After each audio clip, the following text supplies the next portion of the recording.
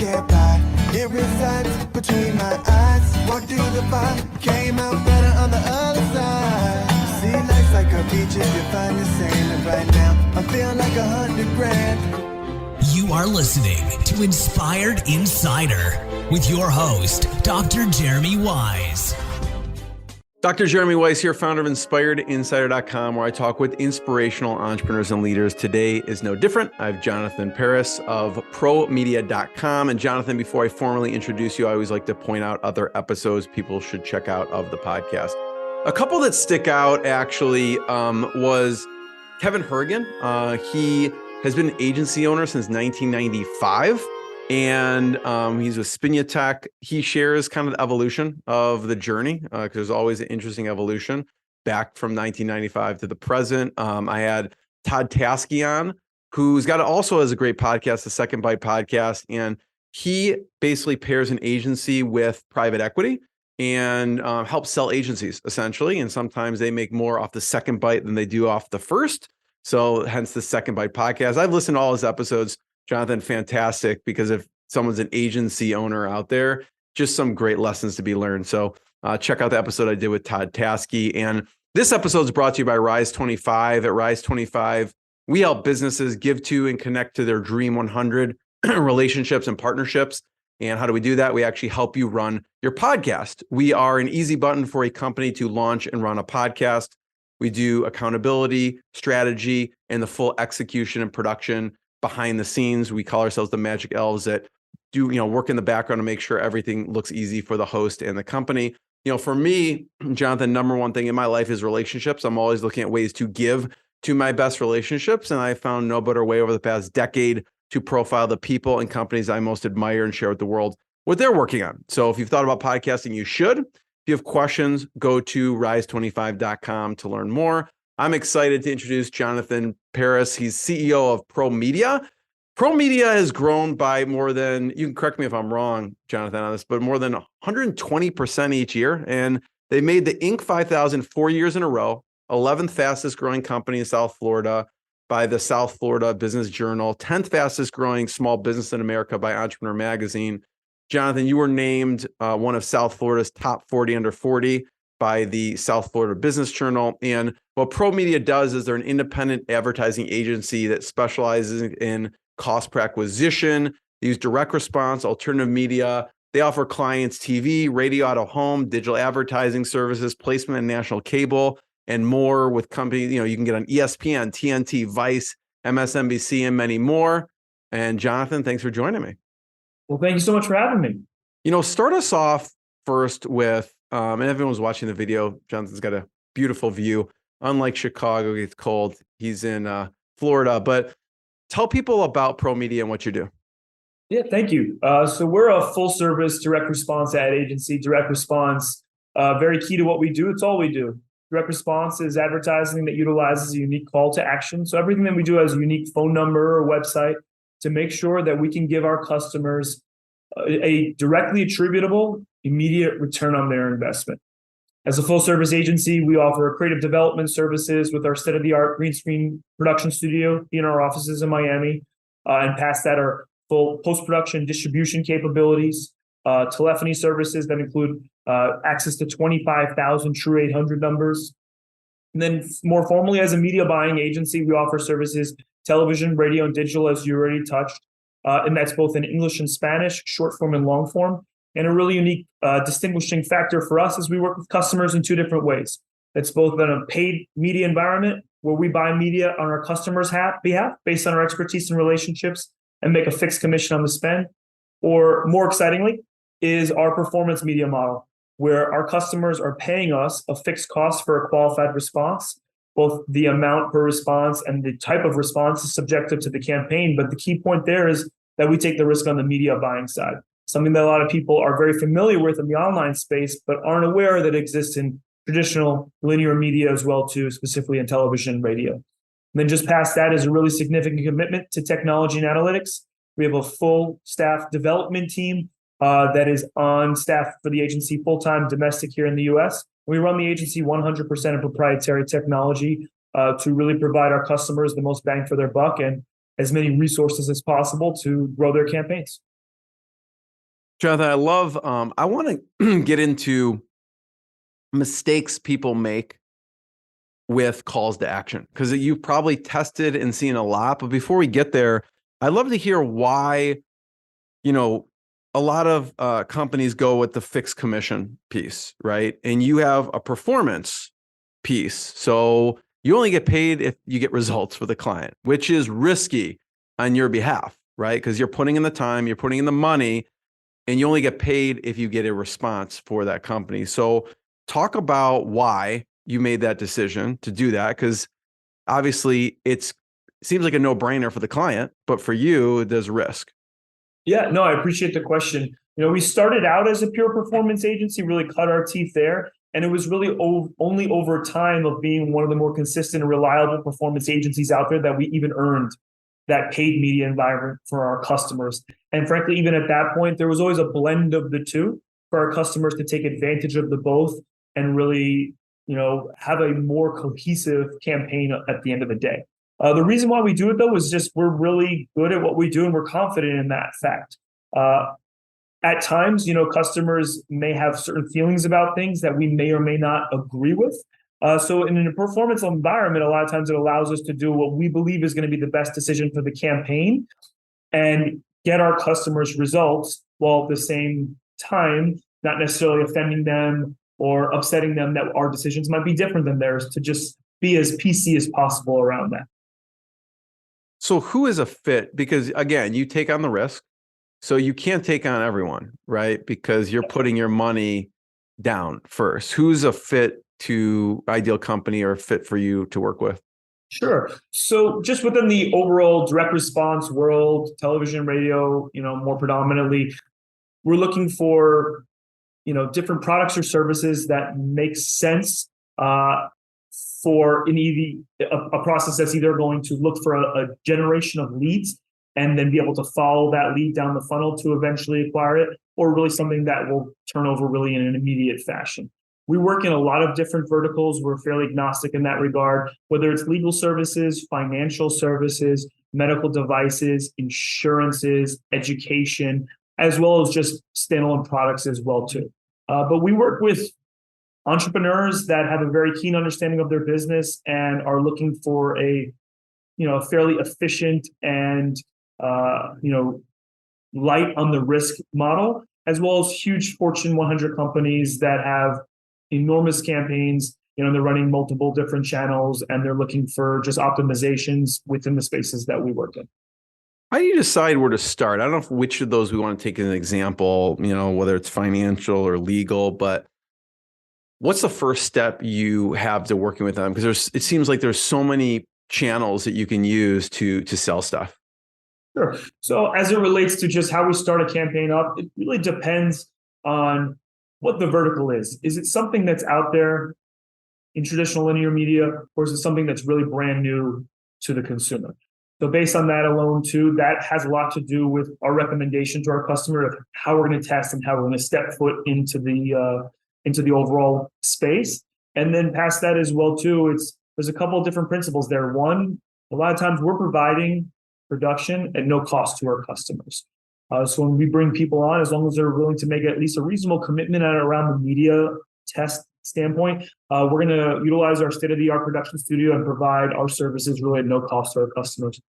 And then from there, it's not falling in love with our creative, because the unique thing about direct response is the people decide whether or not the spot works, and whether or not the approach and the messaging makes sense to them, and if it's something that makes sense to the consumer. And then past there, we utilize proprietary AI. We utilize third-party media research and planning tools, as well as our hundreds of millions of dollars of historical results that we keep within our proprietary technology to inform our decisions as it relates to selections from a media partner standpoint and how we grow and scale a campaign. We work with customers, and like I said, in a lot of different verticals. And a lot of times, if we're working, for example, in a vertical that is already pre-existing out there, let's utilize legal services, a class action lawsuit or something like that. We'll go so far as to create our own campaigns, call it a white labeled campaign, where we will produce the spot ourselves, buy the media ourselves, and then utilize our proprietary technology to route those responses or pass those responses to a variety of different customers throughout the country. And it gives those customers the ability to take advantage of potentially a national advertising campaign when they necessarily don't have the budgets or the need for that, but have the ability to buy off of a program like that, which is going to be vastly more efficient and more capable, both at scale and optimization levels. Jonathan, talk about the components of the ad, right? You've produced many ads, and I'm sure there's certain elements that you've seen that need to be included in the ad itself from a direct response standpoint. What are some must-have elements of the ad? Very clear messaging. We're big believers in the KISS method here. We try to keep it as simple as possible because listen, to utilize television and radio for that matter as well too, people are distracted. There are things going on in your household, or you might be driving. The kids are tugging on you. Your spouse or loved one is talking to you about something else. You're looking perhaps at another screen as well too, which is definitely obviously something that is happening more and more every single day. So we got to keep things as simple as possible. If you see it but don't hear it, or if you hear it and you don't see it, you need to be able to absorb a lot of the same information as well too. Those are just some of the things that we try to focus on. But like I said also before as well too, we never fall in love with what we produce. If it's beautiful, it's funny, it's great, so be it. Just because we think that doesn't mean it's going to work. What works is what brings the response in at the price point that the customer can pay for and that we can live at. What are some mistakes you've seen that are made with the call to action? Because you could do everything right up to the point, and the call to action is not good. It doesn't matter. So what are some mistakes you've seen either you've iterated on or you've seen others make? You may be watching TV and go, oh, they totally blew the call to action on that one. Sure. I think to touch on what I was mentioning before, confusing call to actions, or perhaps maybe not offering enough of a call to action, understanding how distracted your potential audience could be. I love the fact that you use the word iterative. We find in our process that direct response is a very iterative process. And that's really why we developed the ability to create production and provide it at no cost to our customers in-house, because down that path of not falling in love with our creative, there are a lot of times where things need to be changed and altered to find that sweet spot and to achieve the growth and optimizations that we're looking for. So we are constantly coming up with different ideas and ways to change the message to provide that value and to get in that spot that we need to get into to find success. But in terms of other mistakes that people make as well too, the funny thing, especially about television, is it is unfortunately a very fickle business as well too. And we've seen sometimes the most minute changes in ads without even reshooting it or even changing the messaging. But simple things as changing the background color and things like that, having dramatic impacts on the success of a campaign. So we also like to be cognizant of that as well too, because sometimes the simplest solution is the right one. That's interesting. I would not have thought of that one. Are there any other small changes that you've seen make a big difference? So you mentioned background color, I don't know, website, phone number. What are some small changes that you found could make a big difference? Absolutely. You nailed it on the head. Sometimes it's changing the website, removing the website, adding website, sometimes even the use of a phone number. Or the phone number that you're using. We have invested in quite a few what we call rapid recall phone numbers that have the last four digits with repeaters like an AABB or an ABBA repeater. And we find that sometimes that helps our potential viewer base with retention, knowing that they're being fed a lot of different ads in a very competitive space at this point in time as well too. There are really a lot of different levers that we can pull and buttons that we can push. And that's really, I think, one of our secret sauces and something that I pride ourselves in being unique in the marketplace and being able to know those levers to pull and buttons to push at the right time. So, Jonathan, in some cases, not including website is helpful? Could be. Interesting. I want to talk about the, borrowing credibility, social proof, and the celebrity endorsements and how that works with what you do. Yeah, so I would say that, over the last 8 to 10 years, we have definitely put ourselves on the map in a variety of different verticals. One, I believe that has been very significant for us is in the insurance space, and definitely one of the first groups out there that utilized a variety of different celebrities to endorse that company and utilize the likeness of celebrity to be able to really lend a hand to our consumers to make a more informed decision and at least find comfort in the decision that they're at least initially approaching. We've utilized celebrity multiple times in multiple different campaigns and verticals, and have at this point really strong relationships with a variety of different groups as well too, to not only create the ads and buy the media behind it, but even facilitate sometimes the relationships with those celebrities and even help out with negotiations and getting them to the right place as well too, just based on our experience and success in the space. Talk about the process for choosing the right celebrity. Because again, we're looking at a blank canvas here. Where do you even start for a product? I don't know if you want to start with, I know you serve a number of things in the Medicare space, but you could start there. But how do you choose a celebrity? I would say that process includes a variety of different factors. Of course, a lot of research internally, and a lot of times too, the biggest part of success is just somebody's availability and willingness as well too. So finding the group of people that is willing to have the conversation, as well as finding people that have the right reputation and that can create the right reaction to the consumer to generate the response that we're looking for. I would tell you that it's not easy and it's not necessarily something that always works. So again, something like you don't want to necessarily fall in love with, because the people will really tell you if the pick was right or not. So creating also relationships and understanding with different groups that align where everybody's on the same playing field and we're able to follow the path of success and not necessarily be held hostage by the path of failure. With the Jonathan, the creative process with the celebrity piece, do you come in like I'm just visualizing you and the teams around the table, and you're thinking about who should be for this campaign? Are you thinking in certain genres like, hey, let's look in the sports category or this category? What are you thinking about and like bucketing to get to kind of at least a final couple candidates or genres for celebrities?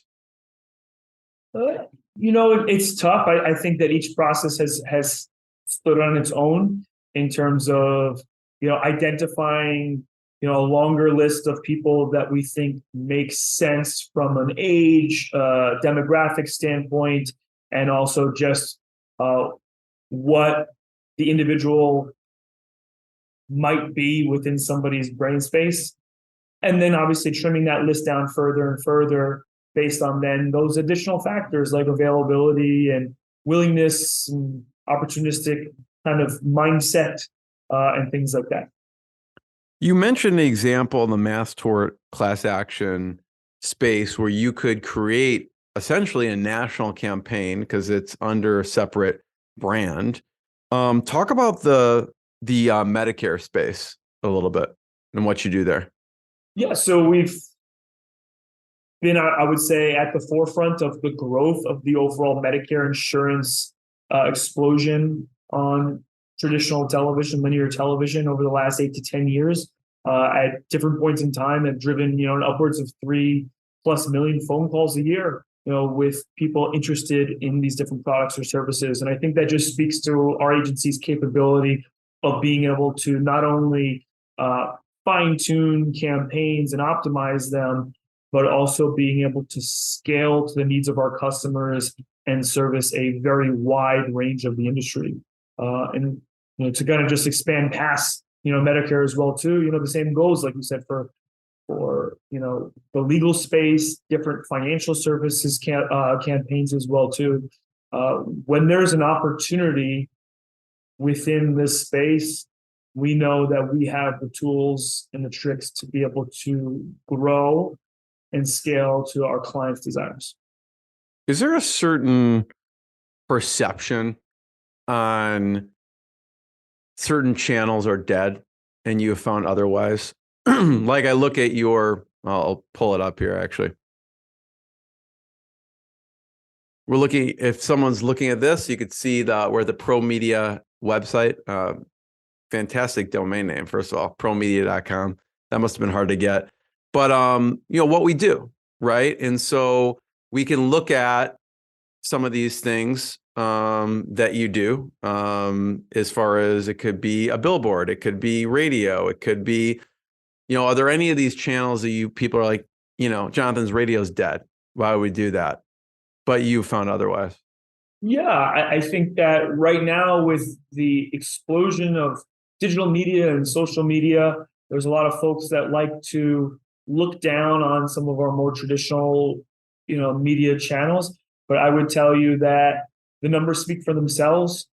Television has become the soundtrack of a lot of affluent households, as well as just households in general that own their own homes, and they make decisions that advertisers are very interested in being a part of. Over the last few years, we've been responsible for driving millions upon millions of phone calls and responses just based on, television and radio advertising. And if you look at radio, I would say that, there's really a renaissance going on in that space as well, too, with streaming audio and podcasts, which is, bringing an entirely different approach to how the consumers are, really digesting this content and the way for an advertiser to really interact with that consumer. So I would tell you that we're in a very exciting time. And furthermore, I would tell you that every single one of our customers tells us that television has an enormous impact on their other online channels, like social and digital channels. And the impact is so great that many times when television budgets are lighter, or there's a slowdown in television scale, that they will see their digital channels have immediate impacts to the detriment of those channels, both in efficiency and scale and success.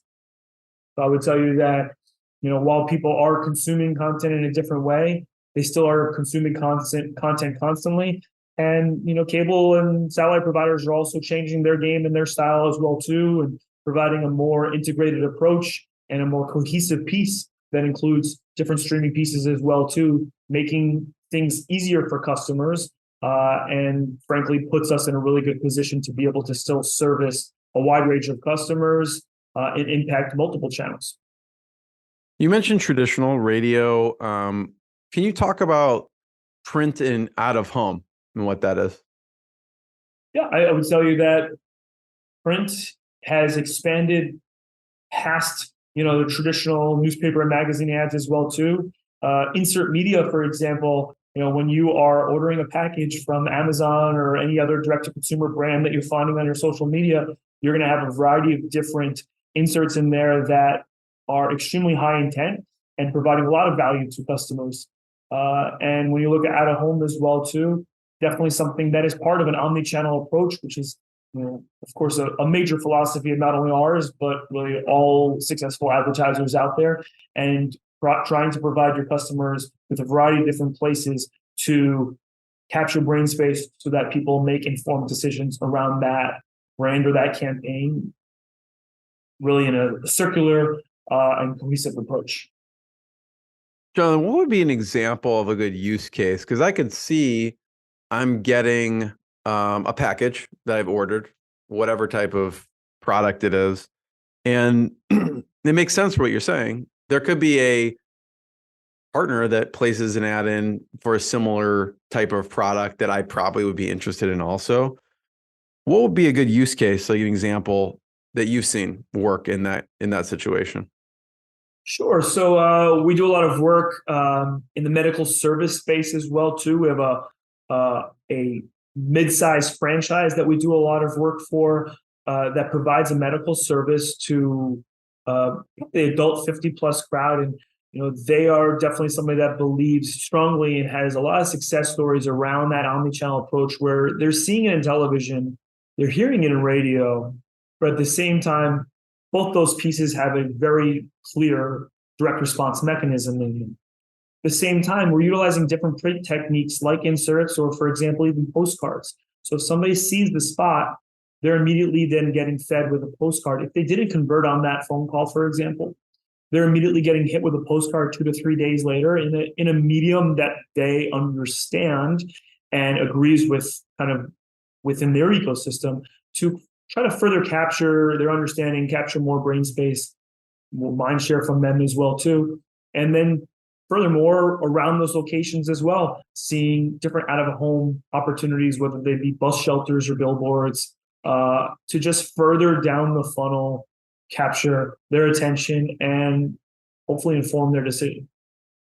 Yeah, so it seems like a very kind of multi-channel approach. It's not that they see it and they buy, but they may see it, they may get a postcard, they may see it on TV, they may get targeted via, on, the website or whatever the case is. I want to talk a little bit about what's interesting about your journey is your kind of transition to CEO. So can you walk through just some of the evolution of your responsibilities and how that transition worked to CEO of the company and owner?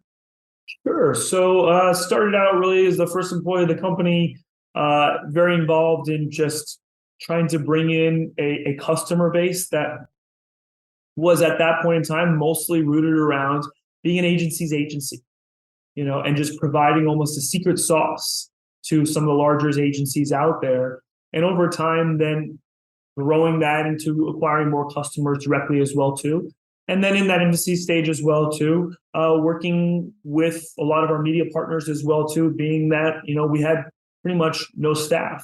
And over the years, evolving until I started becoming a partner, call it 2 or 3 years later, where still involved in a lot of those same pieces as well, but then now became a much larger voice in terms of the buildings of the agency and what would inevitably grow to a 35 plus person agency. So a lot of recruitment efforts, a lot of establishing and growing additional campaigns and bringing a lot of these other different pieces that we've done. Like we talked about different celebrity endorsements, acquiring post-production and distribution technology, as well as other proprietary technology, and growing that as well too, to the point where we are now.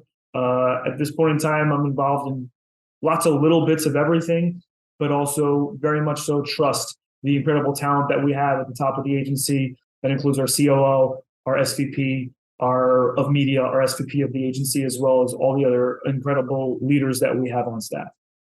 What's a challenging piece of being CEO? Right now, I would say over the last couple of years, recruitment has been very, very challenging. There's been a drastic change in the expectations, understanding, and desires of employees. So that has been something that I know that a lot of other business owners have shared, their concerns with as well too. And then just as an overall, just trying to always stay ahead of the curve and continue to evolve, as the rest of the industry does as well too. Always presents its challenges. It's exciting, but at the same time, something that takes a lot of attention and takes a lot of, growth and ideas and perseverance around to be able to do so. And I feel like we've done that very successfully. Talk about balancing business and family. You have 3 kids, you're married. How do you balance everything? Not perfectly always, that's for sure. But definitely try to keep priorities and where life is at in relation and in perspective to things. I would tell you that spending time with my wife and my children definitely charges me up to be able to do the best possible job I can for the company. But like everybody else, you have your moments where you do great work and you have your moments where you struggle, and try to just keep that all in perspective and balance. And just very thankful and feel very blessed that I have all that in my life. Is there certain things you do with your schedule or productivity wise? Some people wake up early, some people stay up late. Is there certain items that you do that just works for you?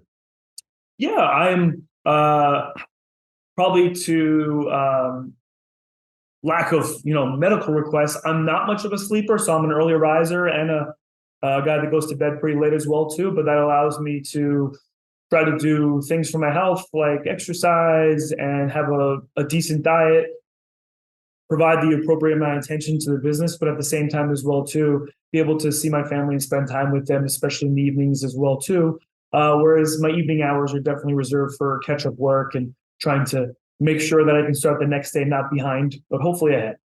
Where do you get your kind of the entrepreneurial spirit? Does it come from your family? I definitely think so. I'm a first-generation American, Jewish on both sides. On my mother's side, we are a Holocaust survivor family. My grandfather was in Auschwitz for 6 years, and my grandmother to this day earns restitutions from the German government on behalf of survivors all across the world. In the beginning stages of the company, I would spend the night in her office, sleeping on her couch and listening to the fax machines come in at 3:30 or 4 o'clock in the morning from Germany. As an 85-plus-year-old woman working 6 days a week, speaking 6 different languages, I would say that work ethic was always instilled in me at a very young age. One of my earliest desires as a child was to work. Started out working as a 14-year-old, originally a classical tuba player, so started playing professionally when I was in high school. So instead of hanging out and messing around, I was usually playing gigs on the weekends, practicing my instrument, and working at restaurants and retail stores and trying to do whatever I could to just try to further myself and earn my keep. Yeah, Jonathan, thanks for sharing that. One of the inspirations behind Inspired Insider is actually, my grandfather was a Holocaust survivor as well. And, I always thought of these interviews as, helping people leave a legacy, because that's what, the Holocaust Foundation interviewed my grandfather. And that actually is on my website on the About page. So when my kids are old enough, there's some brutal things that he talks about. So maybe they're not ready for it now, but they'll be able to watch it and future generations will be able to watch it. What are some of the stories that your grandmother shared that are most memorable? My grandmother was a child survivor, so she was actually hidden literally underneath a barn during Nazi checks.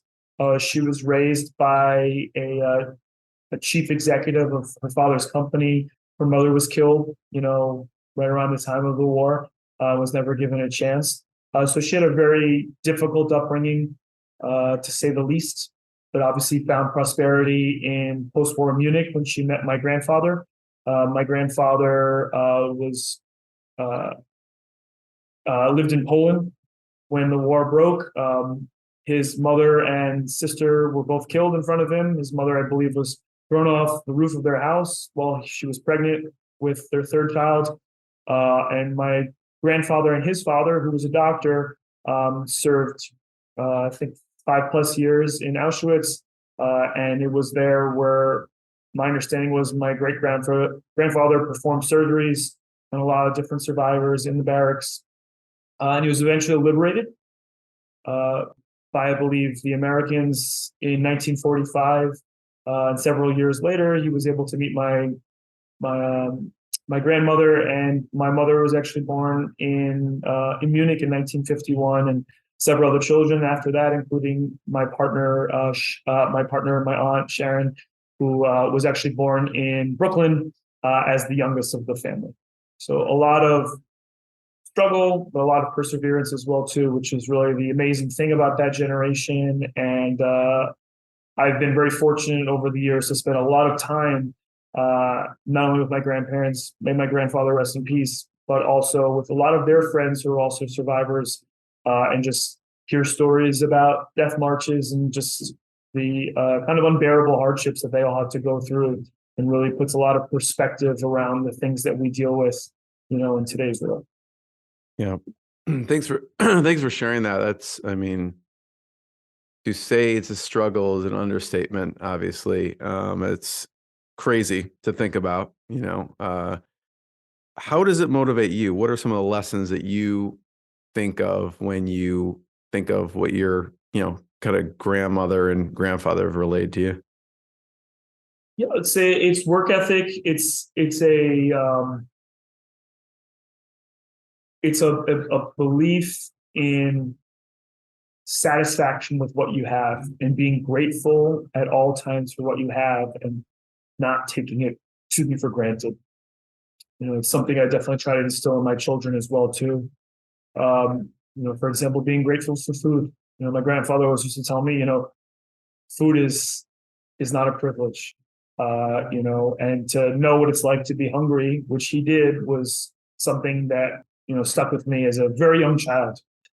So folks that know me know that wasting food is really not something I have much of any tolerance for. Definitely something that's probably a big quirk of mine for sure. Jonathan, I want to just thank you. Thanks for sharing the stories. Thanks for sharing the story of ProMedia.com and also your personal story. I want to tell people they can go check out ProMedia.com to learn more. Are there any other places online that we should point people towards? I try to talk from here to there on LinkedIn and share stories about the agency as well. That's something that we've been trying to do as of recent. We are at a lot of different industry trade shows, whether that is insurance trade shows, legal trade shows, direct response trade shows, internet marketing trade shows. We try to make our presence known wherever we are. And more than anything else, I'm a phone guy. So I put my information out on LinkedIn. I'm happy to have people call or text or email at any time, because we're always looking to bring business in, not turn it away. We have no barrier of entry. And there's no really campaign too small or no customer that is too unknown for us to take a look at, because that's how we got here. And we never want to change how we got here. And we just want to continue to provide better opportunities for our customers as well as our employees as we continue to grow this agency. You work directly with clients, but you still get agencies wanting you to work with them on behalf of their clients too? Yeah, we're very collaborative, and we have no problem being first, second, third, or fourth fiddle. There's no ego here. So for us, we love working directly with customers. We love working with specialty agencies that service a specific type of customer. We love even working with other ad agencies as well too, whether they're in our space or in complementary spaces. We really don't, again, have any barrier. We try to tear down all those walls and just look at everything as the worst thing it's competition, and just be very open and, opportunistic as it relates to just work and growing our customer base. I just want to be the first one. Jonathan, thank you. Thanks for sharing your story. Everyone check out ProMedia.com to learn more and more episodes of the podcast. And thanks, Jonathan. Thanks, everyone. Thank you. What I got, you can't buy. It resides between my eyes. Walked through the fire, came out better on the other side. See, life's like a beach if you find the sailing right now. I'm feeling like $100 grand.